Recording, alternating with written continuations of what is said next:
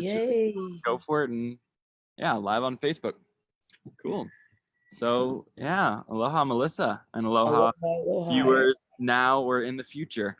And so I guess what are we doing here? Colorful conversation is what I tagged it. So it's on your wall. You can go ahead and share it.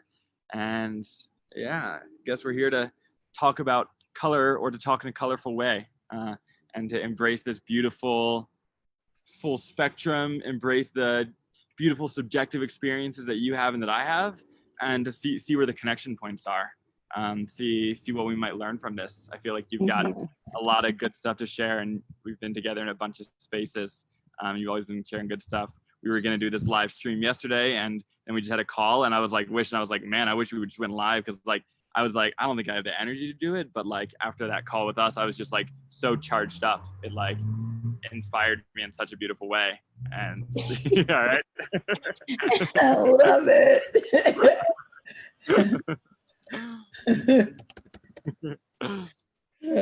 Cool. So I wonder if you want to maybe give a little introduction. Cool. I can totally do that. I was listening to the whole thing. I was also like resharing the tagged post. So yeah, like you said, like Aaron, do you prefer Aaron or AG? Either one's perfect. Okay, cool. I like the word. I like both of your names. I just kind of want to call you Aaron Gabriel. Okay, Gabriel's one of my favorite names. So, but like Aaron said, I am Melissa. I am a poet. I am also a former educator in the public school district. I am a lifetime educator as a human being. I love people above pretty much all else. Well, I love love, and then I love people, and then it's all kind of the same kind of thing. And I always have a lot to say. That's pretty much me, like in a nutshell. And I'm super excited that Aaron invited me to do this thing, because like I said, I always have a lot to say, and I love talking a lot, and I love listening, and I love communication. And I mean, can I talk about like that aesthetic thing we were talking about? I would like to presence the aesthetic of like, I love aesthetics in the Vedic charts, as opposed to the like more commonly known astrological charts that I used. I'm a Libra, and Libras love aesthetics. And when I read my Vedic chart, my life made even more sense.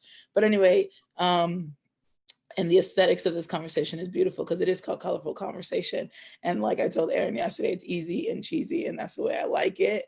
And I mean, what is easier and cheesier than like a conversation on color, on humanity, on love, and on whatever else we talk about, than having one between a white man and a Black woman. I think that is like super easy, super cheesy, and super obvious in a beautiful, beautiful juxtaposed way. So I'm super stoked to be here. I'm super stoked to be talking, and I'm super stoked that whoever is watching even now and even later. So yeah.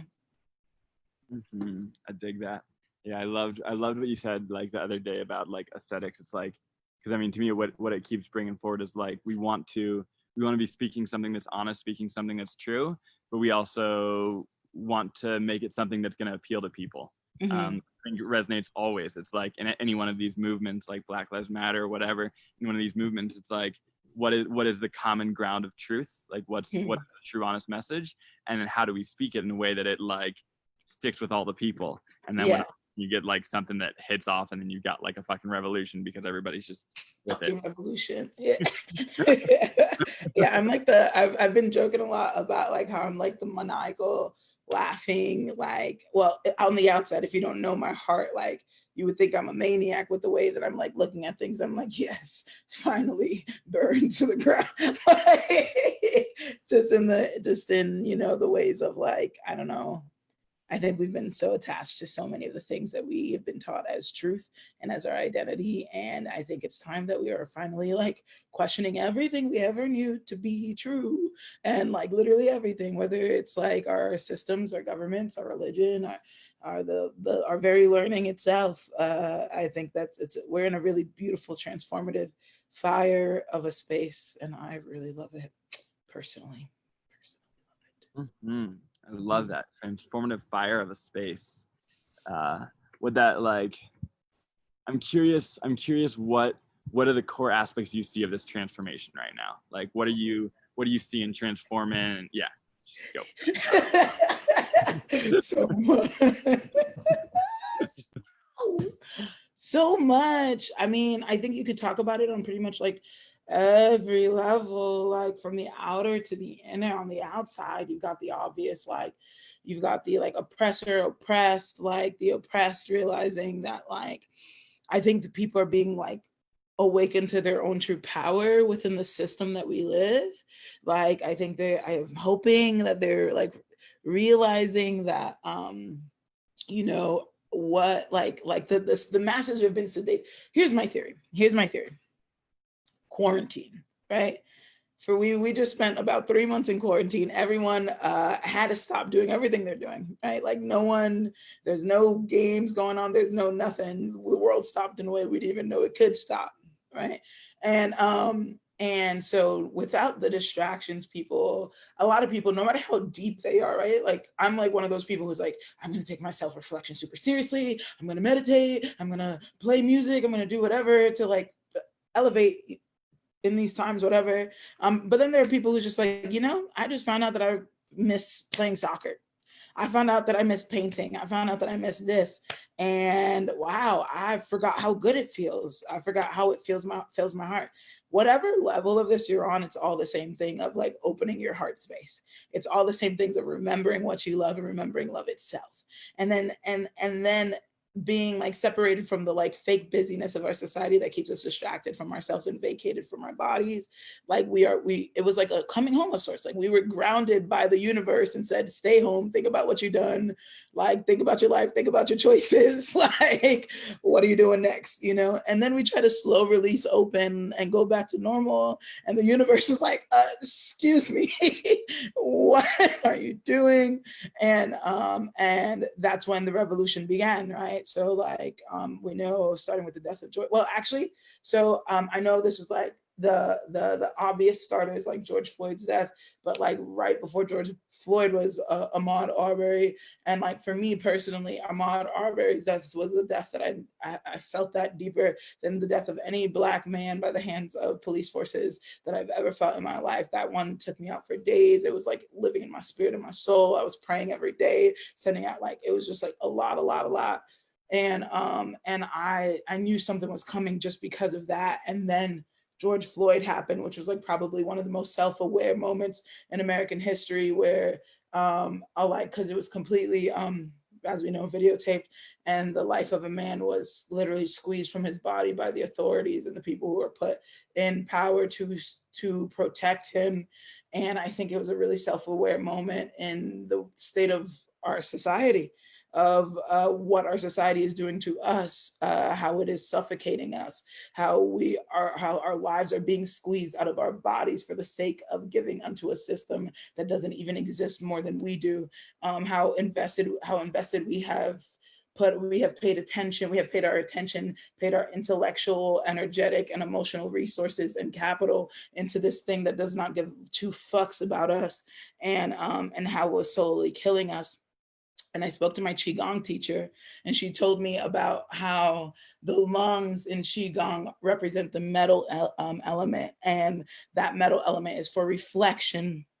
And the statement of the movement is I can't breathe, and how that is one of the most self-aware statements I ever done hear the human speak about the current state of things, because can't nobody out here reflect. Everyone's having a really hard time reflecting upon themselves. That's why you had all these raging people protesting when they had to stay home for a little bit, like the petulant children that we can be. And like as I was saying petulant, I realized that's probably where petty comes from. Anyway, and I'm petty as well, but like the petulant children that we can be, and like none of us just the fact that we hadn't had any time to reflect. And when we and the fact that we had a little bit of time to reflect and then witness the death of George Floyd, and then the outrage that came after that is all stimulated by the multiple factors that we were not distracted by all of the cake, you know, the let them eat cake, let them enjoy themselves and kill themselves to death, right? Like, let us, like, you know, that whole thing, non-sedation. We've been waking up through quarantine, just waking up to love. It doesn't have to be anything as deep as like going on some astral projected spiritual journey, and then just like recognizing like just having a little taste of our freedom and recognizing that we don't have to live this way.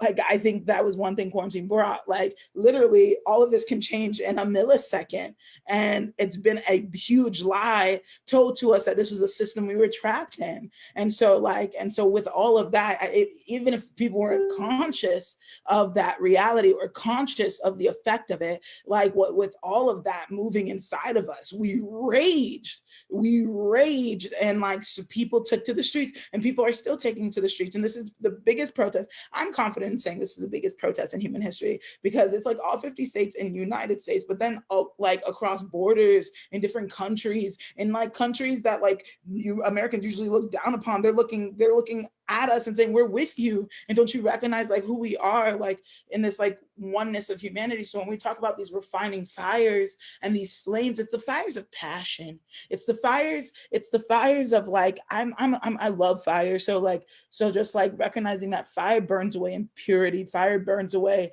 that which does not last, that which is temporary. Fire is nothing to be afraid of as you learn to live in the moment. Right now, what the fire is doing with time is really funny to me, because multiple people have said it, like, I've never been more in the moment than now, because no one can plan for the next day because they don't know what it's going to look like. And that's been the whole thing of 2020, is everything is moment by moment. What's happening with COVID? What's happening with protests? You know, it's like God is like straight up like, you are here and now, come here now. Like it's amazing. Like, it is fantastic. Everyone's learning what it means to live like a hippie, and it's great. And I think in this time, it's the fires that are burning up, because, you know, this whole protest season is going to be short-lived in a certain amount of way, because like you only have so much energy to burn. Like, I've already seen the posts from like heavy movers in this movement, Black people that I know, who are like, yeah, I'm taking a day off because dang, I can't be on the front lines every day, you know. And that's like true. And this whole time, what I've been praying is that everyone has been finding their lanes,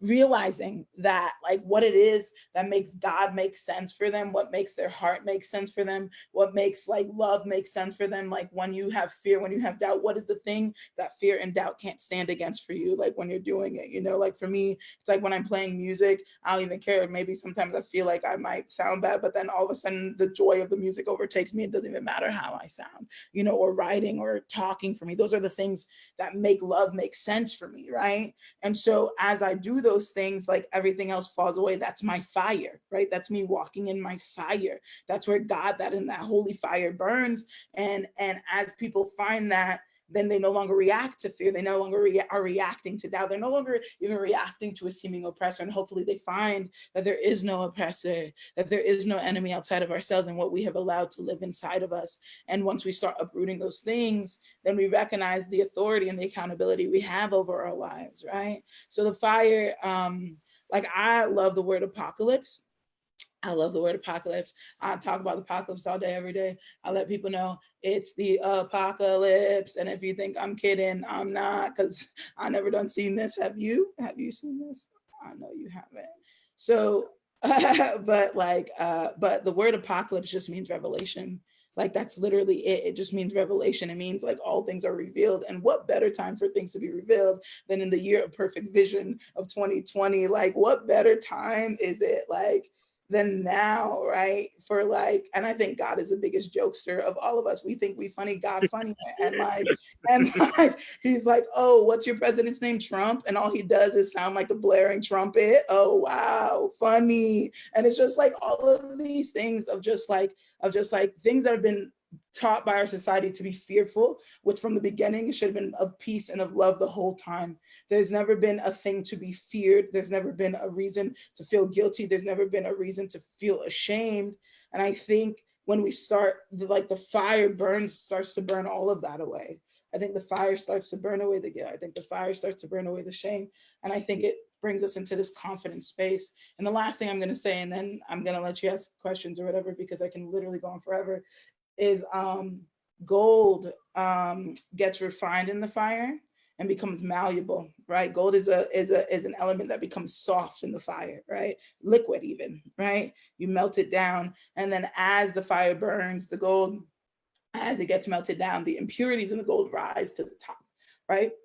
So what we are seeing is the refining process of gold, which we all are, right? Our impurities rising to the top. Anyone who's previously done a spiritual awakening, like gone through a spiritual awakening already before this, knows exactly what I'm talking about. And I ask you to remember your spiritual awakening process in this time on a global scale, because that's what's happening. And so like as the gold gets refined, and the impurities are the first thing you see popping up, but that's called the dross, and you scoop off the dross, you scoop out the impurities that is in our gold, and what's left is but the perfect malleable mineral of the gold of our lives. And like that's that fire though.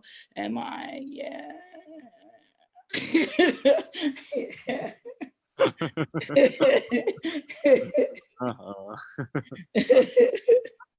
I was like thinking, I'm like, maybe I was like, should I just like let her just go for like the whole hour? I don't know, maybe I'll say something, maybe I don't need to. It's like, whatever it says, it's a lot of gold. I love it. But I'm like, okay, maybe, yeah. I love it. One of my favorite sayings recently has been, fire creates fecundity, which is also one of my favorite new words, fecundity, which Teach means me.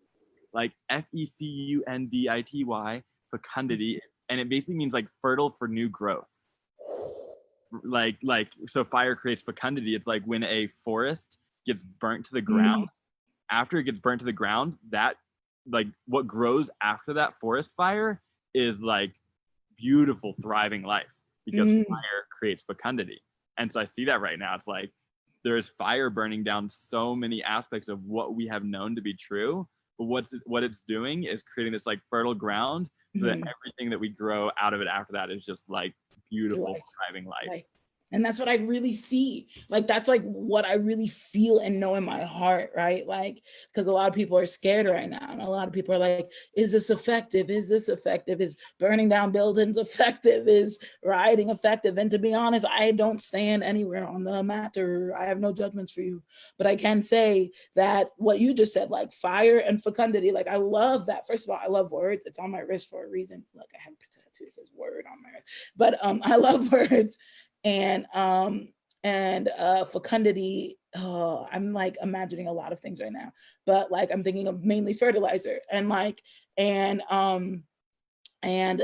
like it's the shit, right? It's like the shit. Like I'm assuming fecundity has the same roots as fecal, and like fecal causing fertilizer, and that like it's the shit that we grow from. So the shit we're going through, quite literally, and the like burning of shit, and the like just, oh my god, like I can tell that's all I feel in my heart is coming. Like I don't feel like some doomsday thing. I don't feel like hopelessness at all, like at all. And I definitely like when I'm in the thick of things may feel a temporary fear, but even that, and even in its feeling, I know it's fleeting, so I do not become afraid, even if fear is a cloud that might pass through my inner skies, I still don't become the cloud. I don't become afraid, and like, oh, that's such oh my God, fire fecundity. God, I love it. I'd love to speak on that topic of fear. Yeah. I hear a lot of it, and I can hear or feel this like thought. It's like, how do we know this isn't just going to be another thing that goes and then it goes away? And like, there's all kinds of conspiracies where it's like, oh, this was all planned. Like, there's some people who are planning this to create division, and then within that, I hear the fear. It's like, how do we know this isn't just going to be another thing that comes up and nothing actually changes? Like Standing Rock, for example. Standing Rock planted a lot of amazing seeds in consciousness, and I see that. And we are seeing changes afterwards. And I think that's what is often not seen. And so I think that's like kind of the missing point, is that Mhm. a lot of people might perceive Standing Rock as somewhat of a failure because it didn't accomplish anything. And so it's like, how do we see what good came out of it, and how do we also see what lessons were to be learned? Because it's like, to me, it's like everything is a step in the revolution. Like Standing Rock was a step in the revolution, For like sure. like Occupy was a step in the revolution. I've been sharing that with people. It's like, Occupy, Standing Rock, all these things happened. People know what to do. So I like go to the like frontline protests, and it's like people are getting organized. People are like, hey guys, we got to do this. No, we can't out here. And people like handing out food and water. And like at this point, people know how to like do a peaceful revolution. And so that's kind of what I see as like these things filling in the Training ground. of that. And I wanted to Yeah. want to speak on that and any of like the fears that might come up around things not going the way we might think they would. For sure. Whoa, I love that. I love that so much, because I think yo, so like I think there are two kinds of living in the moment, and one is more true than the other, I'm sorry to say.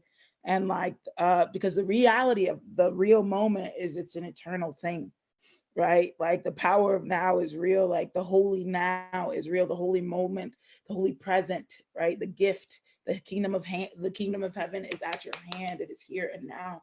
And like and there's this one moment where people's just looking outside of them, and from outside they are assessing where they are, right? And they're like saying, oh, things are burning down. Oh, you've got the oil, like people trying to build on sacred lands, like the pipeline with Standing Rock, DAPL, and like just all of these movements. You got Wall Street, you got this, you got that. And if you look outside, it is utter chaos. It is utter chaos. I ain't gonna lie, right? But if our eyes were coming from a different place, from the source of the moment, and from the source of all of our lives, which is within our hearts, like which is like inside, right? Um, we would move through that fear in order to find peace. Any fear that we have only comes from the external. Fear actually does not exist within us naturally, right? So I'm a student of the Course in Miracles, right? And and so I can like I'm really no, anyway. So I'm a student of the Course because I was about to like do a little like ego thing, but anyway, I'm a student of the Course in Miracles, and in the Course in Miracles, it teaches how fear does not exist at the point of creation, right? Therefore, it was never created. Therefore, actually, fear just doesn't exist, right? And this is like a logical argument, but also a very truthful one, right? And it's not one that you would have to like think of like in a philosophical, deep behind way.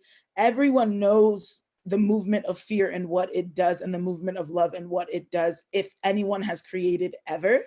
And the reality is everyone has created, because anytime you output something, you are creating, right? Whether it's speaking or writing or painting or connecting, any output or expression is creation itself. And we know that when we are in love, that thing flows like a river nonstop. We know when we are in passion or loving what we're doing, it's like that inspired moment. Like I'm a poet and a musician, so I'm always just like when I'm like really in it, I'm writing or I'm like singing out loud, like whatever, and it just comes, right? And then the second, and you know this very well, whoever you are watching, the second you doubt, the second you wonder, is this good enough? What are they thinking? This like reflective vanity, if you will, not like true reflection, but vanity, right? You are stopped in your tracks, right?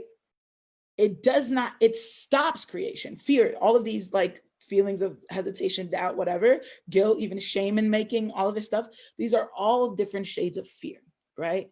And what it does is it stops you in your tracks. You cannot do things. Like it's like all of a sudden you're like frozen. Like I used to live with a religious community. Some might call it a cult. I'm not going to say that just because I'm not trying to do any like negative chargings in this. So like, but like I lived with the religious community, and there's some really earnest people in it. And one of those earnest people used to tell me analyzation causes paralyzation. And like and we can go into that another time if you want. I feel like that's a whole other canon. But But the point of that is like that analyzation of doubt, right? Like, what will they think? How will they receive this? Da-da-da. And then all of a sudden we're building this brick wall, and thus we have a block. What I like to call a dam, or we become like a damnation. Like I think like words carry vibration. So I think if it sounds like of two words sound like they are the same. So like when we talk about like damning in the Christian philosophy, in the Christian canon, you've got like damnation. Oh, you're gonna be damned, this, that, and that. And when we think of damnation, and this is all connected, I promise it's not all a random head canon, but when we think of damnation, the Christian canon will have us believe that this is like an eternal thing. But their definition of it is separation from God. Like, to be damned is to be separated from God. And if God is love, then what is separation from God but the utter essence of fear itself, right? To be feel abandoned by love, and thus in that loneliness of fear, right? Like where like there is no connection around you. This is a life I've lived before. So like, which I now know is like a reason for that. But like for years, there was this thing that I felt where like, not even felt, I had no feelings, I had no emotions, and I had no connections to anyone at all. Like the people I've known my whole life, the deepest loving relationships I had were all severed, and the connection to myself and my own story severed. And I was gutted of everything that I knew. And I was living and drowning and had essentially become almost totally fear itself, right? But the thing that saved me was like at the very, very base of my heart, there was this like little eye that was looking around like, all of this is wrong. Like, and that's called the light of life that never goes out. Anyway, so, but anyway, what that fear is, like, we create it through our dams, right? Like we create these blocks, we create these dams, unless we block off love from entering and exiting, meaning giving our love and receiving love. Like we damn ourselves, right? We damn ourselves. And in the point of creation, when we're creating and we have that hesitance, we have that doubt, we have all these things, it damns us, and then we can't create. But then you also know somehow you're still here, somehow you're still expressing, somehow you're still creating, which means at some point you trust enough to move past the dam. You trust enough to realize, deep breath in, opportunity to reflect, to be still and know, to be still and recenter yourself, to be still and recognize your, and teaching and in a lot of purpose things, they tell you to like realign with your why. And like, I'm not sure if I agree with whys as much as I agree with what's. And that's a whole other thing. That's another canon, but like realigning and sitting in the present witness of who you are or where you're at and what you're doing, and just move forward and having heart. That's what it means. That's what courage means. Courage is not the absence of fear, but the belief in heart over all else. Courage comes from the word heart. It's French, cour. That means heart in French. So it means to have heart. Right. And so when you align with your heart, when you align with what you love, whether that's like people, which most people do, even if you've convinced yourself you don't, because people sometimes really hurt us and you're like, okay, well, I don't need nobody, fuck that shit. But like, but whether it's people, whether it's just like your own like understanding of like love, whether it is like, for me, I really love playing guitar and writing and people and stuff like that. I align with my heart and I continue to step forward, right? And that's what soon absolves the fear. So when we talk about this movement and when we talk about like looking around, I promise you that as you're looking around and like investing all of your energy into the like particular movements happening around you, you are being blind to the biggest source of hope, love, and creation that there is, and thus the only thing that can overcome what's happening in front of you, and that is inside of you, right? That is who you are. And so as you find yourself fearful, I beg for you to go inside, to breathe, to meditate, to allow yourself to turn off the social media. It's not, I know that there's a lot of y'all out there, my fair skinned brothers, like we talk about not saying fairer because that's like problematic, but like my lighter skinned brothers and sisters, and like, and I know y'all are feeling that white guilt.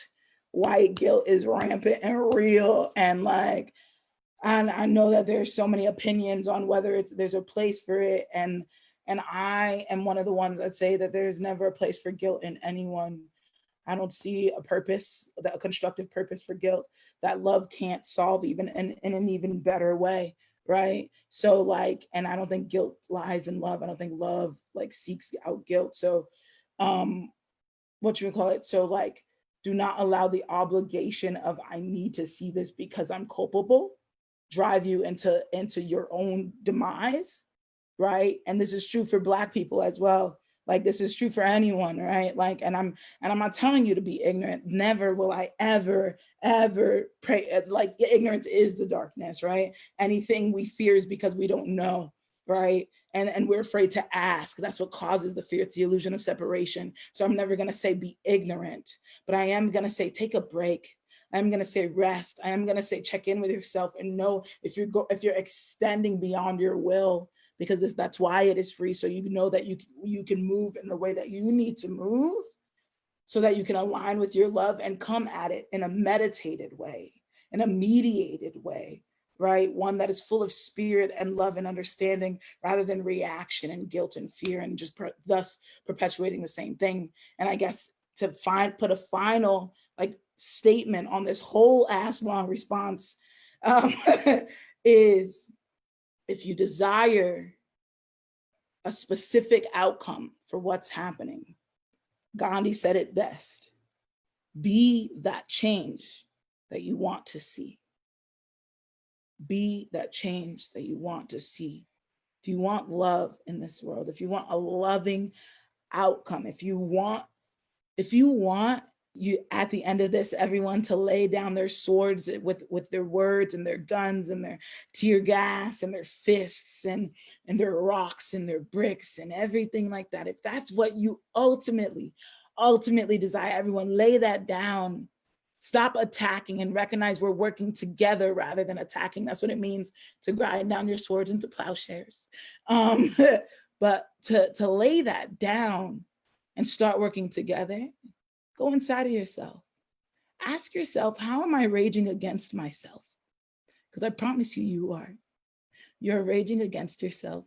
And that is what is forcing you to go beyond your will. And when you go beyond your will and obligation, and for my white brothers and sisters, when you step into the movement and someone yells at you because you've done something uncouth and you get offended and you're like, what the fuck? I'm just trying to help. Well, no, I'm not going to help because they're being rude. And that personal offense is because within you haven't made peace with it in the first place. You didn't join into the movement out of love. You joined into it out of obligation, thus burden. Thus, we owe you for your help, rather than you realizing that you're doing this both for yourself and us, because we are one. And so like the only way to like literally Black, white, Puerto Rican, Haitian, Cuban, Italian, whatever, wherever you at, Turkey, Istanbul, like I got friends all over the place. I'm sure you do too, AG. And it's just like wherever you are, no, like it's the same thing all over the fucking globe. It's all over the fucking globe. Go inside, see where you're raging on the inside. Bring a little piece to that. Have a friend come in and help you. Find someone to process with, someone level-headed, someone balanced, someone who's not going to align with your ego, but more with your spirit and the spirit of oneness. Find some wise counsel, some would say, and flesh that shit out, talk it out, write it out, act it out, dance it out. Art is the expression of the soul finally breaking through the limitation of the flesh. Do the fucking thing. And I really believe then that will bring the like thing you seek at the end, the outcome that we all want, I think. Yeah. Wow, that was phenomenal. That entire everything you hit on so many points. Like I love how you hit on like the guilt, and how it's like we do things out of obligation and guilt, and how that doesn't really get us where we need to go. And like the real deep inner work is like, okay, why am I feeling guilty? Where am I feeling guilty within myself? Where am I feeling rage within myself? And like being able to use all that's happening outside of this to understand what's actually happening here. How have I been oppressing myself? How have I been like the colonizer who's colonized me? Like, how have I done that? Yes. Yeah. That's it. Yeah. And I feel like that's to me where a lot of like the work like can be as like okay, I am a white, I have white, it's not even white, but white skin. You have not even black, but black skin. black skin. Your ancestors like may have been more oppressed, and my ancestors may have been more oppressive, and at some level we carry that ancestral lineage within us, but also we are not the ones who have like, I as this self am not like the one who did that, and you as a self are not the one who did that too, but we still have that within our memory, and we still have a lot of that that's been taught to us. And so how have we maybe perpetuated those in like little things in our lives, and how have we been perpetuating that within myself? Like, what is that aspect of me that I've wanted to repress and oppress and take over, and what's that aspect of me that thinks I am somehow superior over some other part of me? This is so important. I don't know how much time we have, but this is so important. Oh my God. Oh my God. Oh God, this is so important. Okay, I'm going to talk. Okay, so, okay. All right, a few things you hit on that need to be said right now. First of all, everybody's ancestors, get over yourself. We all come from the same original source, so fuck you. Second of all, that's why I always say we, whenever I'm talking about the past, we did this to each other. Like, I don't care. Like, anyway, blah, blah. But the thing that like is super like buzzy that you said, like, I'm a bee, like that's what Melissa means, honeybee. Like something that is super buzzy that you said, vibrational, right? Is you said, what is this thing in me that I'm seeking to repress and thus oppress in others, right?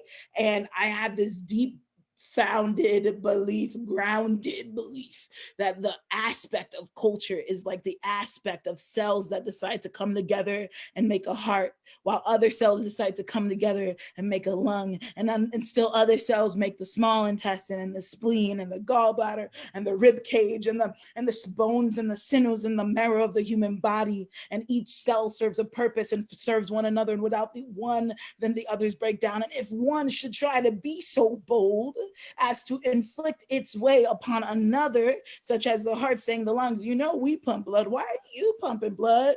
Someone's dying, right? If the lungs get so convinced to believe that it needs to be doing what the heart's doing, then I'm leaking all over the place and I'm dying. Like, no, like these cultures, like the cultures that we have, I don't believe in race, because race is an inherently divisive thing created in about the 14, 15, 1600s. Yeah, those are 300 years, one of those. But created then in order to divide people. That's the only thing it ever exists for, is for division. So if you're ever like hoping for unity, you got to get the word race out of there, because that's not what it's there for. So, but culture, which is just the natural proclivities of life, right? Like a culture, acculturation, culture in a place based upon environment, based upon belief structures, based upon just like space and time, right? Like these individualized cultures of this being that we are, right? And we don't have to go farther than our own flesh and bones, but like wrapped together in spirit of like understanding that like, my lungs came together because I needed my lungs so I could breathe, and my heart came together because it needed to beat the blood, right? And just like this, each culture came together in its place in order to cultivate the aspect of humanity that it actually exists in us all. Because our heart, though it beats the blood, sends the blood all over the body. Our lungs, though it breathes the air, sends the air everywhere. And without these things, none of it would be, right? So it's not that they work individually or are individual bodies. They have individual functions for the whole totality of the singular body. And so to understand that this too is culture. This too is humanity, where like I have traveled places, right? I lived in Italy for a year. And when I lived in Italy, not only did I learn new things about myself because of what that culture allowed within themselves, thus it became a gateway to myself because I accepted that culture as my own in a way. I mean, I have my adopted Italian family who I love a lot, but I accepted that culture in my way, learned the language, became very inundated inside of it, right? But it also did this weird thing because I'm going to tell you a little quick story. I was born in Brooklyn, raised in Florida, right? You won't be able to tell I was born in Brooklyn because one of the two things I was made fun of when I was a kid was that I was fat and that I had a New York accent. So one of those could change real quick. And which one did you think I picked? the New York accent. I dropped that shit real quick, kept the weight, you know.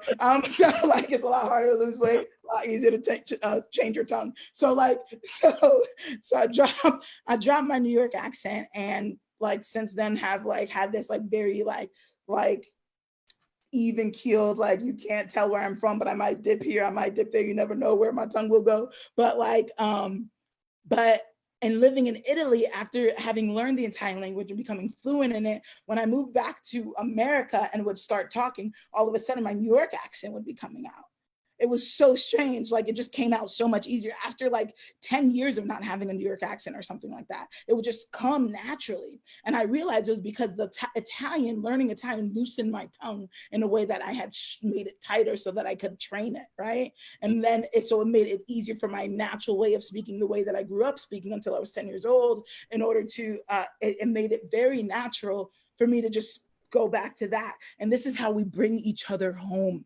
This is how we bring each other home, y'all. Like we learn from one another. We learn what culture is like. The thing is, for instance, and I'm gonna make it obvious and I can be tactful. This conversation is colorful. It means there's cussing, it means there's fussing, and I'm okay with it.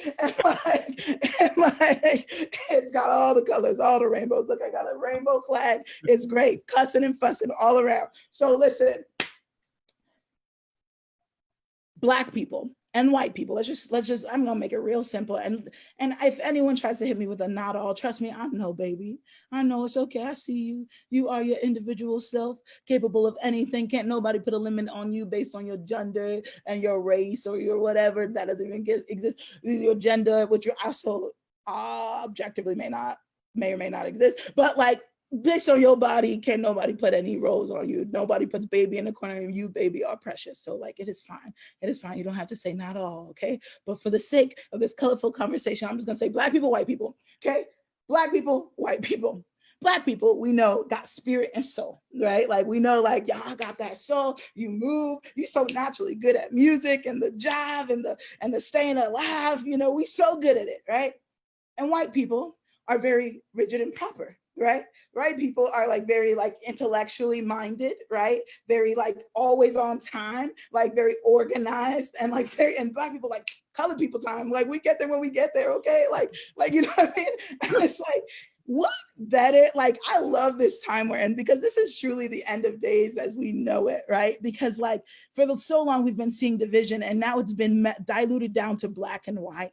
Right now, it's been diluted down to like logical and spiritual or emotional, right? To structure and essence, to masculine and feminine. This is Adam and Eve and a reconciliation, if ever there was one, right? Like this is like that beautiful ass fucking moment, and like in which everyone is decreeing to unfuck yourself, you know, and like in this way of saying like, legitimately, like this war, this conflict, which actually I don't believe in conflict, but like in this way of questioning who am I, we recognize like our uncomfortability when we see someone white, or even like recognize our uncomfortability when we see someone Black. I grew up kind of like actually having this resistance towards Black people myself, because like of my personal history, and then having to learn to love me and my culture and where I'm from was a process. All like really like that was really like sprouting and blossoming in quarantine, mind you, right? Mind you, is when I like fully accepted every aspect of me was in quarantine, and I'm like, I'm this big bodacious fuck you, I love you of a person, and so like and so here I am, right? But as our proclivities are within our culture, the proclivity of white culture or European culture is to be like very, very rigid, very timely, very organized, very structural, very logical. And we know that because the white culture is the hegemonic, which means dominant race, right? Dominant ruling, I'll say behavior, right? And so like our systems show that, like it is intellectual intelligence that is deemed as the standard, whereas emotional or spiritual intuition, like intuitive intelligence, is like less of a like proofy thing. It's like, oh, that's all subjective. That's all like, you can't really prove that. You know what I mean? And like what's great about the truth is it doesn't need to be proven, and the truth lies in all of us, right? Just like when I said the black is the feminine and the white is the masculine, right? Like is the like the manifestations in this way, right? And once again, not like, you should know, if you know anything about yourself, that you have both masculine and feminine inside of you, because that's what it means to be human. These things do not exist outside of you. The outside is just a manifestation of the inside, right? So like I know in me, for the sake of the way we know to like say things, white and black lives in me. That is yin and yang. What else is that but that? You know what I mean? To learn how to utilize my intellectual and my intuitive, and it's the journey of the head to the heart and the heart to the head. You know, this is the journey. This is exactly what is manifested on the outside. This warrior, we are still raging on our insides, but don't have to rage, because why would you ever hate a part of yourself? Why do you think black people make white people so uncomfortable? Because they're so big, because they're so loud, because they're so unapologetic. Shouldn't you be feeling more shameful? Shouldn't you be more rigid? How are you going to stay in the lines if you're going outside of them all the time? like you take up too much space. But here's the thing, babies. Like the reality of it is, it's like, one, space is fake. Well, no, space is probably real, but it's also like infinite, right? Like there's you can't be too much. We're limitless beings. How can you be too much if you're a limitless being? What limits do you have? Stop it. And then just like recognizing that, like, in general, like black people are looking at white people and y'all and we're like, why? Like, why does it have to be this way? Why does this have to be the thing? Why is it so, like, why when we talk about, and I'm gonna keep jumping, hopefully you're catching on, hopefully you're like with me and like you're on for this ride, because I love it. But when we talk about toxic masculinity or toxic, ooh, have you heard this one? Toxic femininity.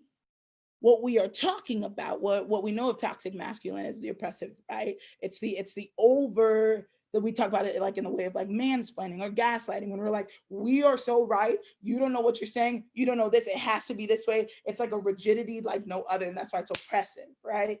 And then when we talk about toxic femininity, it is a looseness like no other. That is what, like, that's like where depression lies. That's where all of these like mental illnesses lie, actually, is in this like over reception without structure. And what both are missing are each other. All that makes something toxic is when it rejects the other half of itself, right? The masculine and feminine in essence do not exist.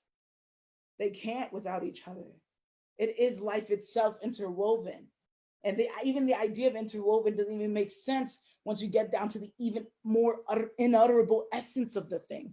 It is simply just one. This is the final frontier, y'all. Like, this is the final frontier. Like, this is what all of humanity has been coming to for a very long time. And it's been and has been coming and coming and coming and coming to, right? It's like a continual spring. I'm trying to semen of a spring. I don't know. So, but like legitimately, this is the birth of a new thing, a new age, a new world, a new way to be, that is actually very ancient. It's so far in the back of our memories, but it is a glimmering light. Like, and I think we see it like in science, and it's like, oh, there was this Big Bang moment. But even before that Big Bang moment, there was a darkness that was divine that brought it into light. And like, that is like the thing, right? Like, that is it. So like, I'm telling y'all, don't be scared. I'm just trying to tell you, ain't nothing to be scared about. I'm gonna leave you with this. So I'm a Christian. If you can't tell, I am a Christian. I would never say I'm a Christian. It took me a very long time to admit to say I'm a Christian. I was like very like Christian growing up, and then I was like, oh, fuck this, because the religion of Christianity is not Christ like at the fuck alls. And I love Christ. I don't love Christianity. So I'm gonna leave Christianity because I love Jesus. And so I left Christianity. And then I found what it really means to be a Christian, what it means to come in the name of salvation, of am, of is and be, of what exists, and to know that the way the am shows up in this world is through salvation, and how we all save one another every time someone helps someone else, every time someone becomes a space for someone else, every time someone reflects each other to help one out of a situation. Ever received a hug and just felt saved in that moment? Like we do this for each other. We all Jesus out here, but like I believe in that. I believe in that wholehearted and true, and that, and like, but I do believe that, like, a lot of shit got confused.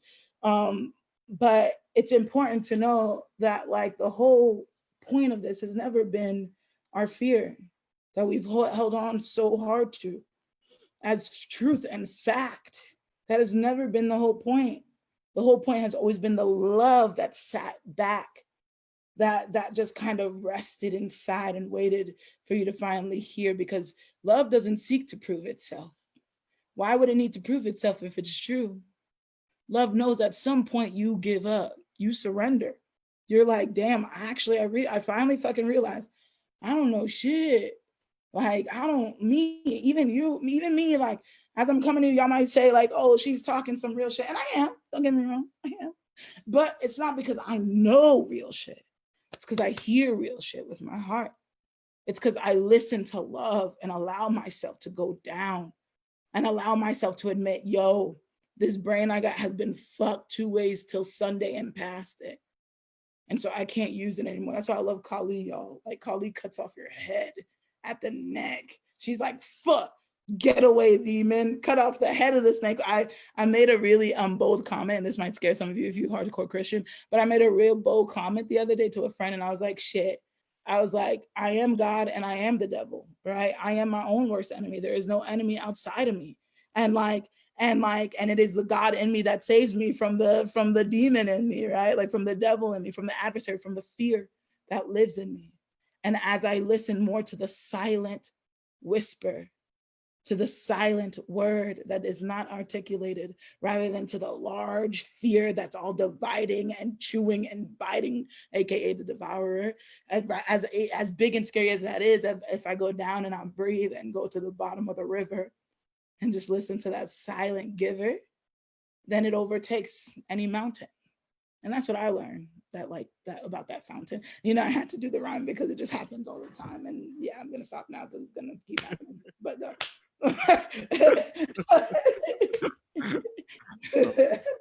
I love your poetic always. It's just like you're just here just expressing such epic, powerful words, and then just like flows into this like random rhythmic poetry that you're just like, whoa, where'd that come from?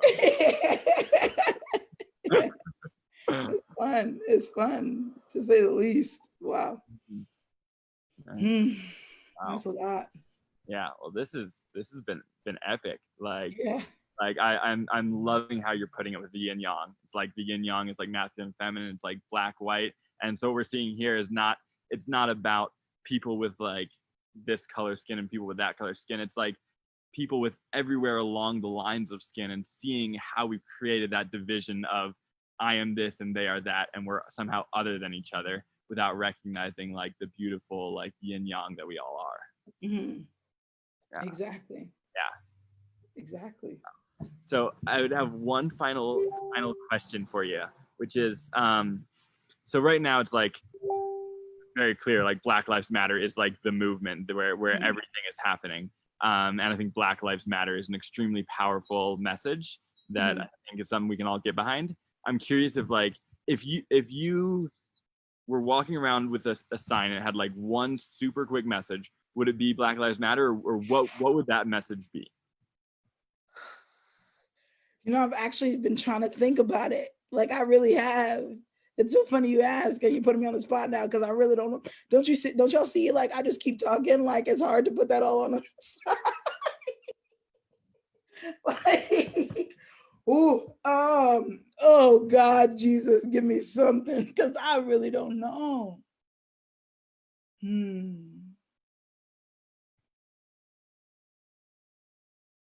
Oh. Wow. Okay. I'm going to sit for a second. You're going to have to give me like a moment of silence for a second, okay?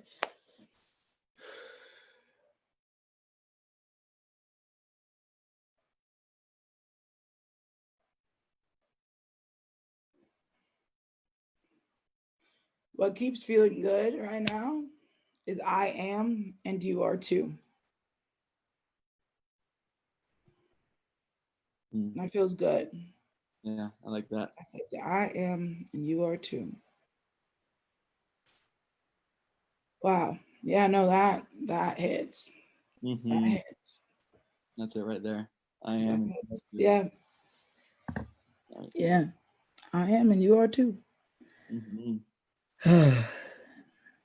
I would like to say that the Black Lives Matter thing, and this is the PS, the addendum to the whole conversation, just for those, because I know it's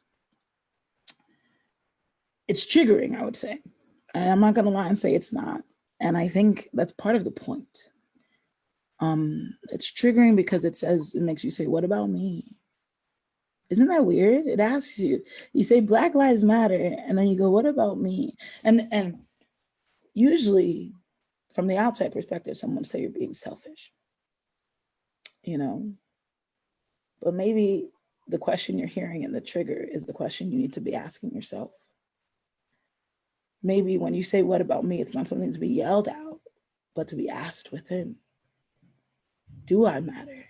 Am I mattering to myself? But a lot of times we demand things of others that we don't even give to ourselves. Demand things from others that we don't give to ourselves, like attention, right? That's the biggest one. The one who really, really goes out and seek attention, like this desperately, is the one who's not giving themselves any. And like, if you hear Black Lives Matter and you think, what about me? Don't I matter? Do you matter to you? I can promise you, those who hear Black Lives Matter and you say and answer immediately, and don't feel bad if you don't, like really.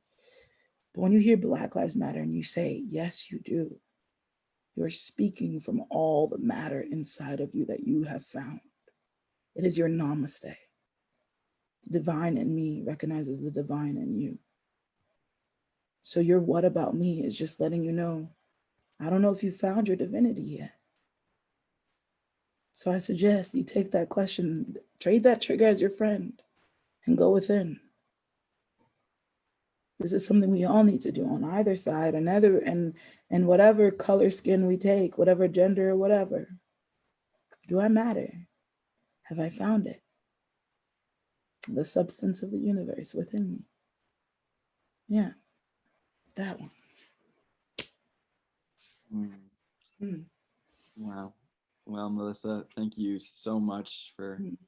that potent and for all that you've brought forward in this conversation. Like, this has been such a rich and fruitful one, and I feel like you've given a lot of us, I know myself, a lot of really good stuff to think on, and a lot of inspiration for all of us to move forward in a good way, and to remember that we matter, and so does every other human being here.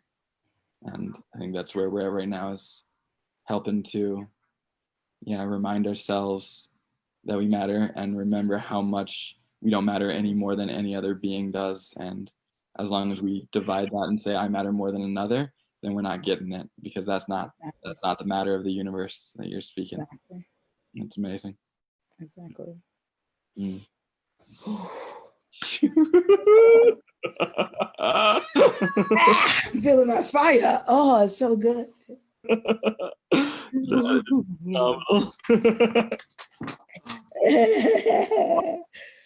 Well, thank you so much, Melissa. This has been a freaking treat and amazing. Yeah. And I have a feeling we'll do this again sometime. For sure. For sure. I can't wait. You know, I like to talk. I can't wait.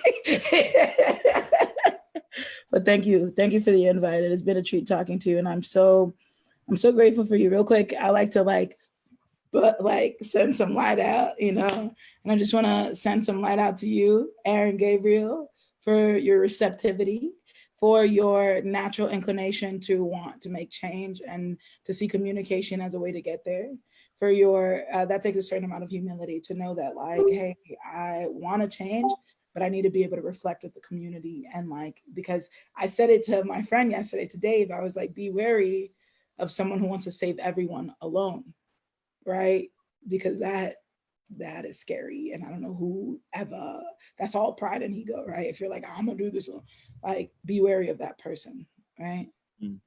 So I'm so grateful that you are not that person. You are someone who hears wisdom and says, let's get this wisdom out there. That's because you recognize like there's a lot I don't know. There's a lot I have questions about. Same with me, right? I have a lot of questions too. And I think we all do. And I think we help answer each other, and also from the universe. Like we're not the only ones who are speaking, right? Just thank you for being who you are, and taking the journey that it took to get you to this place, thank you. Thank you so much. Yeah. One Till more the next time. for me, for you, for every other being who's tuned into this and taking the time to listen and receive this, and also be thinking on these and acting on these, and showing up in the world. So may this beautiful, colorful conversation that we be send ripples out and bring about colorful conversations all over the world. It's great. It's great.